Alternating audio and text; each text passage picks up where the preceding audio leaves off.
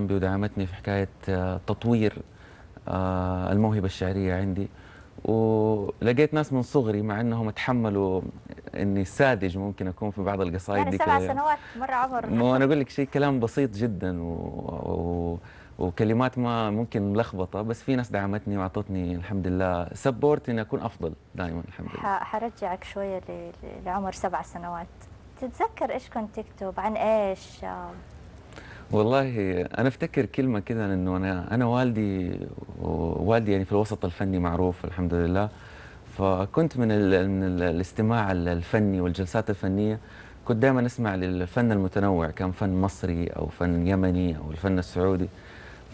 فبدايتي كانت فاكر منها كذا بيتين، قلت ان شاء الله اموت وارتاح منك، عايش في جنبي ولكنك ان شاء الله اموت لو تكويني وتحرق قلبي وتطفيني. يعني يعني كلام جدا بسيط. سلامتكم. كلام جدا بسيط، هذا اللي ابتديت به. وبعدين شويه شويه الحمد لله بديت اتطور وبديت اقرا واشتغل على نفسي شوي. هل كنت تكتب يعني في بداية هذه السن الصغيرة عن حوادث، عن مواقف، أو بتتغنى بجمال شيماء؟ والله الحمد لله انا من صغري كان عندي هدف في شعري انه يكون اجتماعي. يعني انا كان عندي برنامج في الاذاعه السعوديه اسمه سلوكيات لمده 4 سنوات، كان عمري وقتها ممكن من 15 سنة، بتكلم عن السلوكيات الاجتماعية، بتكلم عن المشاكل الاجتماعية. فأنا عندي توجه الحمد لله بديت أعرفه من شوية، من يعني على قولهم أخذت مجالي في الشعر، بديت أعرف أنه أنا توجهي حجازي، غير الحجازي حجازي اجتماعي برضو. فهذا توجهي ولوني في الشعر. يعني أوكي أكتب غزل متنوع، أكتب لغة عربية، بحاول أني أتنوع، لكن ثوبي هو الحجازي. طب بما أنه سيرة الحجازية جات، نسمع شيء من ديوانك. تومري. أنا اليوم طبعا جهزت، أنا من المدينة المنورة، أهلا وسهلا. وجهزت قصيدة اسمها يا طيبة. تفضل. قلت يا طيبة، يا طيبة يا ملتقى الخلان، يا نهر الحب والوديان، سكن فيك رسول الله، وزادك نور ونورك بان، ترابك مسك لا أحلى، انت العشق والتحنان، في الماضي وفي الحاضر اسمك ينعش الوجدان، عسل الماس ذهب أهلك، وجوه سمحة من الإيمان، تعال شم الطيوب فيها، تعال شم الطيوب فيها، في كل بيت وفي البستان، تعال نطلع قبا هيا، نشاهد صفوة البلدان، يا عاشق جمال طيبة، طيبة ملتقى الخلان.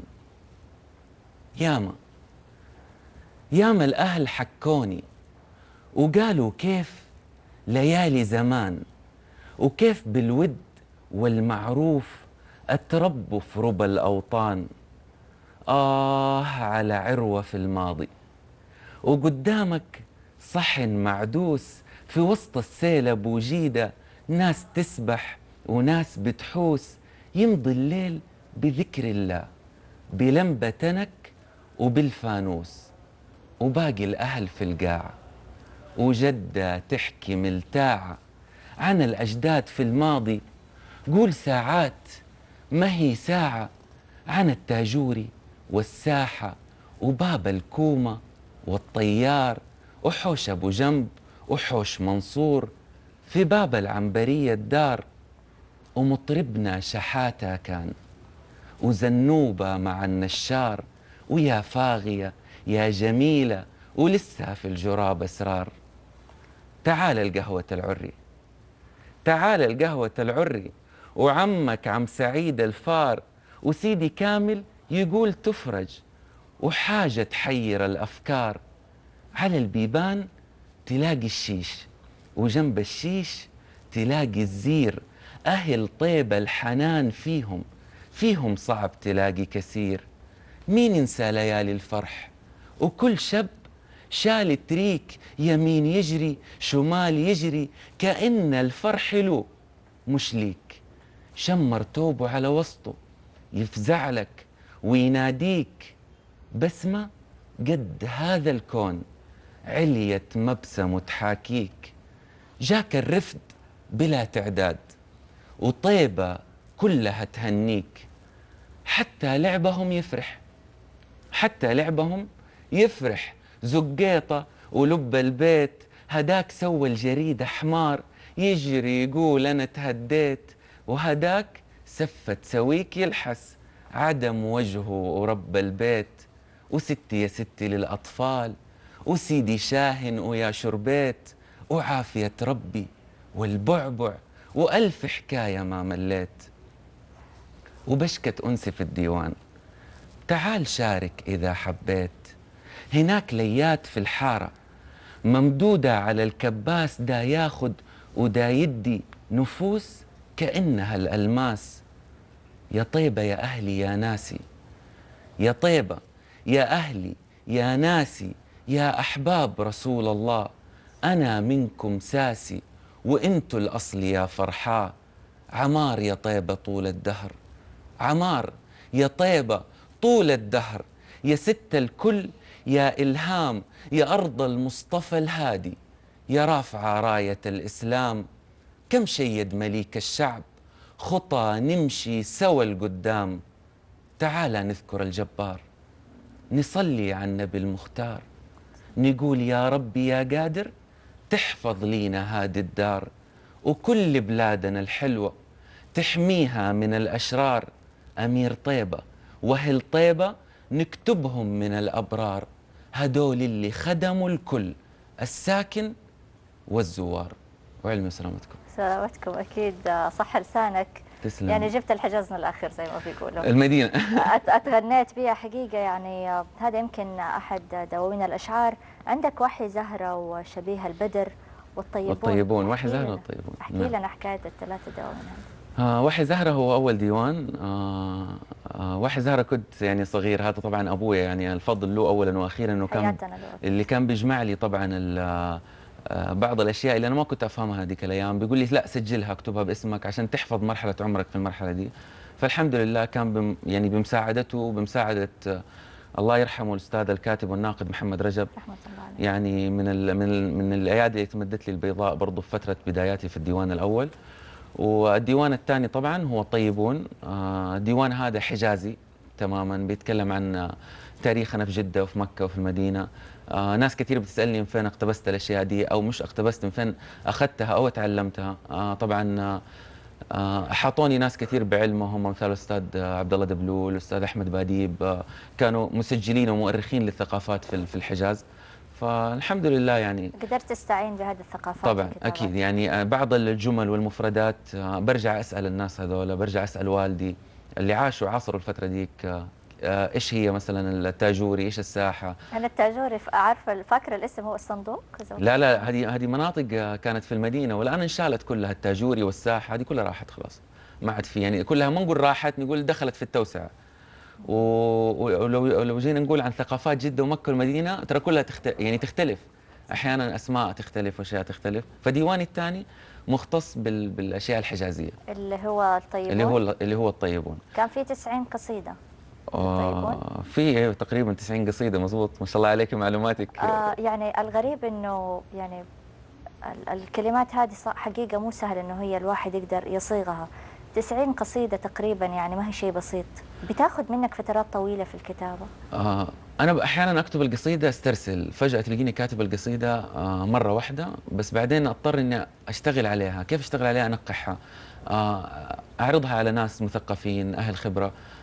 أحتاج مساعدة الجميع. أنا ما أنكر، ما في إنسان ما يحتاج مساعدة الجميع. لو قلت أنا واعترفت بالأنا، وأنا لا أنا بفرض الشيء اللي أنا بجيبه أو اللي أنا بقوله، أنا أكون غلطان. لازم أستعين بالناس وآراء الناس، أستعين برأي الشاعر والإنسان المستمع العادي.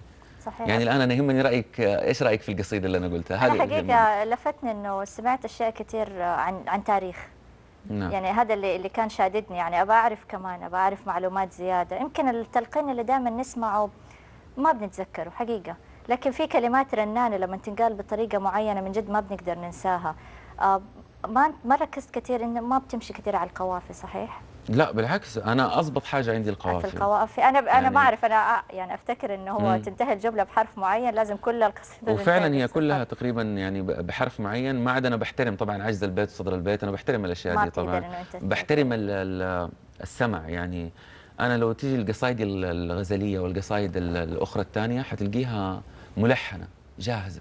تلقي لو انت بتقولي القصيده انت لوحدك ما انت ملحنه، لما امشي على رتم معين عشان لا يصير نشاذ عندك في الاذن، ما صحيح. تسمعيني تقولي لا في شيء غلط.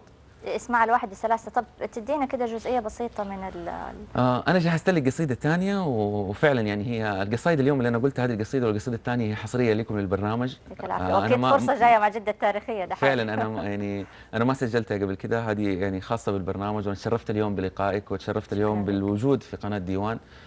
ففي قصيده ثانيه احب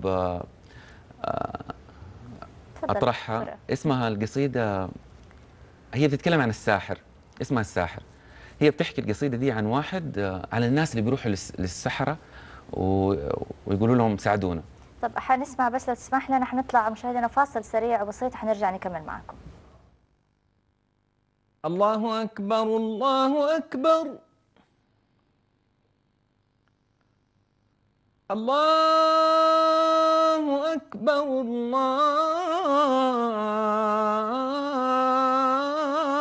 الله أكبر. أشهد أن لا إله إلا الله.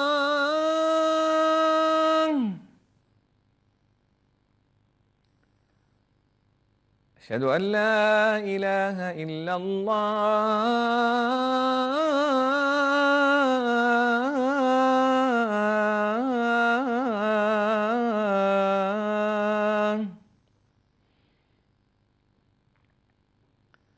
أشهد أن محمدًا رسول الله.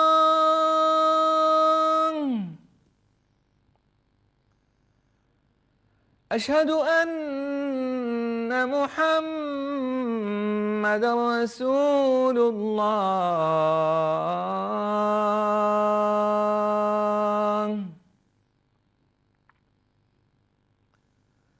حي على الصلاة.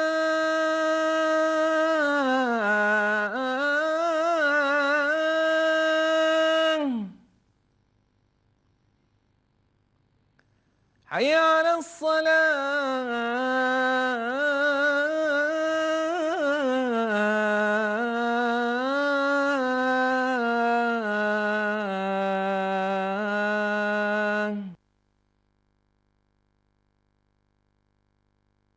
حي على الفلاح.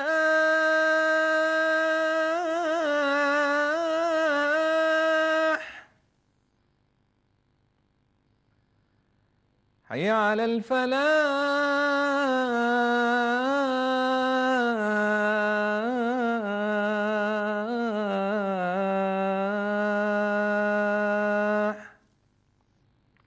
الله أكبر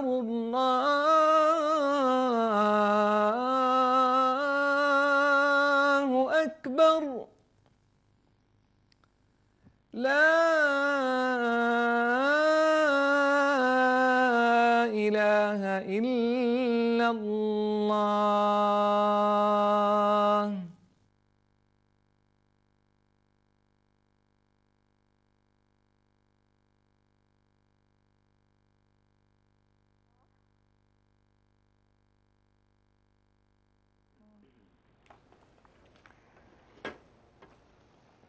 لا اله الا الله. مشاهدينا اكيد لسه مكملين مع شاعرنا روان دشيشه. يمكن سمعنا عن طيبه الطيبه بعض الكلمات الجميله. عوده ليك مره ثانيه، يعني كنا بنتكلم على الاشعار الغزل انها ما بتنقال في اي مكان. نعم. فعلى فكره من الناس اللي زمان كنت احب اسمع الاشعار الفكاهيه، انا ما اعرف هل اسمها كده ولا لا. نعم قصيدة فكاهية. ايوه يعني حقيقه كنت احب اسمعها، وكان في بعض الامراء اذا ما كنت غلطانه كانوا بيقولوها، كنت بتفرجها على التلفزيون. نعم. من جد كنت بضحك، يعني على قد ما انا بسمع شعر قد ما انا بضحك. فما اعرف، كنا قبل الفاصل كنت حابه تسمعنا حاجه. هي هذه قصيدة فكاهية، اسمها الساحر. قلت فيها راح للساحر قال للساحر تكفى يا ساحر بدي حلول. قال له الساحر بدك ايه؟ انا راح انفذ ترى على طول. قال له معايا 2 مليون ابغى تصير مبلغ معقول. عيلتي كبيرة، فلوسي قليلة، وأنا عنهم طبعا مسؤول. قال له بسيطة، قال له بسيطة، هات حلتيتة وخروف أسود ولا ذلول ولبان شحري ونكسي بخور وهات لك ديك أعور مخبول. قام يطرطع لا ويبرطع، راح أوريك أعجب محلول. رايح أنادي مليك الجان مع ميمونة وأخته حنان، رايح أعزم، رايح ألزم، رايح أقرأ عليه فرمان. عندي طلاسم شغلي مراسم، دولارك يصبح ألفان. رايح يكش مني يخش ويقول أمرك يا إنسان. راح أجيب لك شمروخ ومراته، علشان خاطرك أسوي جنان وأشقلب له كل حياته، واحجز عندي عياله ضمان. والمليون 10 ولا يهمك، خدها في لحظة وروح في أمان. راح جاب الملايين أعطاله، مسكين من فرحته وإخباله. قال له روح وتعالى بكرة. جاء بكرة ويا ريته مجاله، جاء العصرية يدور ماله، راح الساحر والله في حاله. فجأة تخشب شبه اللوح، صار يصوت صار ينوح، هذا وعدني وأخلف وعده، حتى الجني كمان شمروخ، بس يجيب المليونين، أما الباقي خلاص مسموح.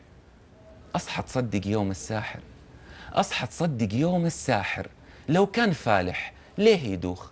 كان من سحره خدموه جنه، بس يا حسرة أهو سلتوح. شغل قرشك شغلة نظيفة، شغلة يكون دربها معروف، تفيد وطنك وأهله كمان. ما تقلق ولا فيها الخوف، اتقي ربك، قرش حلال هذا دواء للناس موصوف. الله الله أهم شيء أديك الأعور برا. لا حقيقة في كلمات يمكن الواحد يسمعها فاد القصائد من جد بتضحك، ولكن بحس في عبرة مبطنة في مثل هذه القصائد. الحمد لله انه اللي قلت لك اللي خلى وجود لي بصمة في الساحة وخلى وجود لي بصمة في اذان الناس، انه انا بقول قصيدة بسيطة حجازية ببصمة. وزي ما قلتي انت ما شاء الله عليك ذكية، وعرفتي على طول انه القصيدة صح انه فيها كلام فكاهي وصح انها بتضحك، بس فيها عبر وبقول فيها كلام.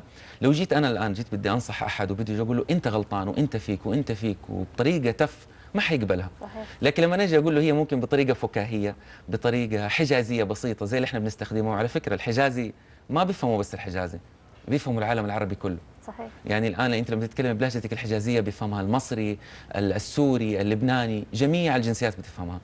فالنصيحة اللي أنا بقدمها الحمد لله إنها بتوصل، والحمد لله إنها وصلتك أولا وأخيرا. أكيد طبعا، يعني هذا جهد كبير، ما هو شيء بسيط إنه الواحد بيكتب. آخر دواوينك كانت شبيه البدر. شبيه البدر عشان أصحح من المعلومة بس شيء بسيط، شبيه البدر هذا اسم أطلقوه علي في الإنترنت. كمسمى لك وليس اسم ديوان. نعم كمسمى لي. نزلت قصيدة اسمها شبيه البدر، كانت من بيتين يعني، والله كانت خاطرة حتى ما تذكرني يعني. كتبتها وفجأة كده لقيتها انتشرت في المنتديات، وفجأة أطلقوا عليها شبيه البدر روان دشيشة، شبيه البدر روان دشيشة.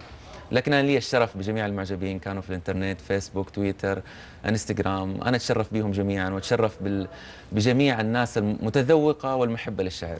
النصيحة أخيرة نبغى نسمعها في شباب على فكرة وبنات بيحسوا إنه عندهم يعني حصيلة لغوية، عندهم كلمات كثير، عندهم ثروة في لغتهم، بس يمكن حتى بيقولوها بس بينهم وبين نفسهم. شافوا مثلا مشهد، شافوا منظر، راحوا بحر، لكن ما بيوثقوا في كتاباتهم.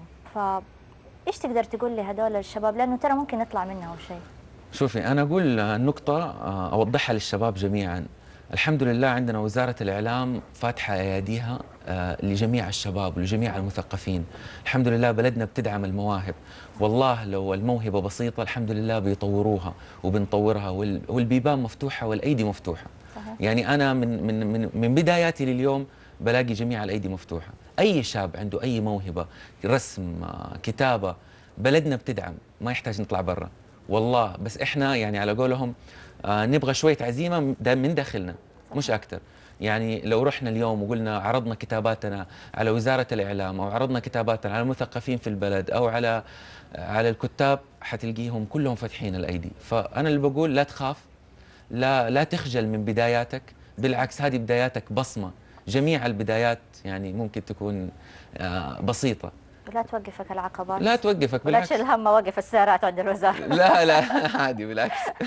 شكرا لك شاهدنا روان دشيشة، يعني شرفتنا اليوم وأسعدتنا وانا وفرحتنا. تشرفت بكم وتشرفت باللقاء معك، وان شاء الله اكون اسعدتك واسعدت الجمهور والله واسعدت أسعدتنا القناه. ورجعتنا شوية إن شاء الله. لأيام زمان ولكلمات للأسف افتقدناها في هذه الأيام، استبدلوها الشباب بكلمات أخرى.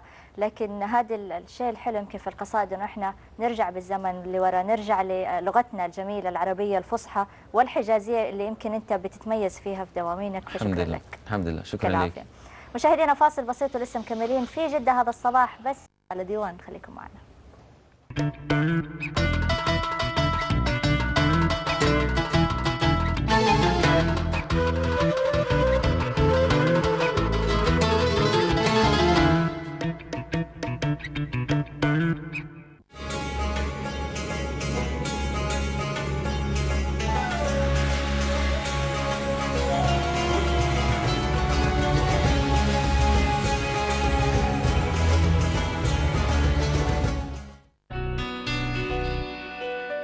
برنامجنا هو البرنامج والجسر اللي يتواصل بيننا وبينكم لحل القضايا والمشاكل الاجتماعية لجميع أفراد الأسرة. برنامج جسور هذا امتداد لنا مع بعضنا البعض، نمد أيادينا لبعضنا ونحاول إننا نتواصل فيما بيننا البين. تابعونا كل يوم أحد من الساعة 6 مساء حتى الساعة 7 مساء لحل هذه القضايا والمشكلات الاجتماعية على قناة ديوان.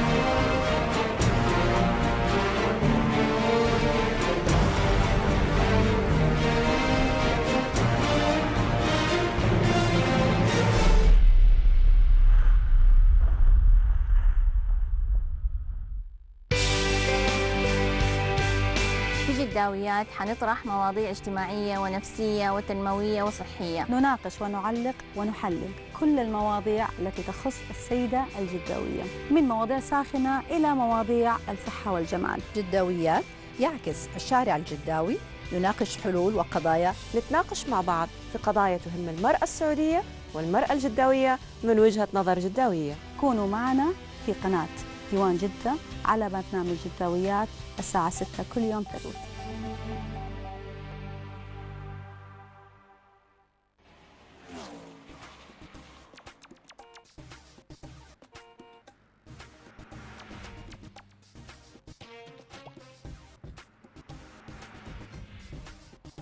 نشوفكم في حلقة جديدة، تابعونا.